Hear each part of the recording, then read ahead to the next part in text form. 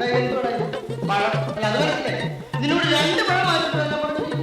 ഒരു പഴം എടാ, നിന്നോട് ഞാൻ 2 പഴം വാങ്ങിക്കാൻ പറഞ്ഞിട്ട് ഒരു പഴം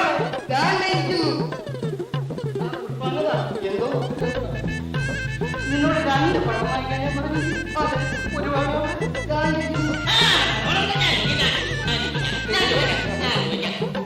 എടാ, നീ ഉത്പാദകനാണ്, ഇദ്ദേഹം അന്തോണിയാണ്.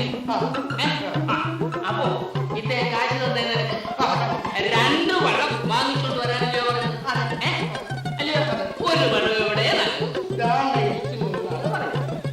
കൊള്ളില്ല. എവരെ വെച്ചോണ്ടിരുന്ന ഇതിലുള്ള ഒറ്റ വസ്തു കാണുന്നില്ല. ഇപ്പൊ അവനെ തിരിച്ചു. ഞാൻ എനിക്ക് തരാനുള്ള കൂലി തന്നെ ഞാൻ എന്തുവാ 2 രൂപ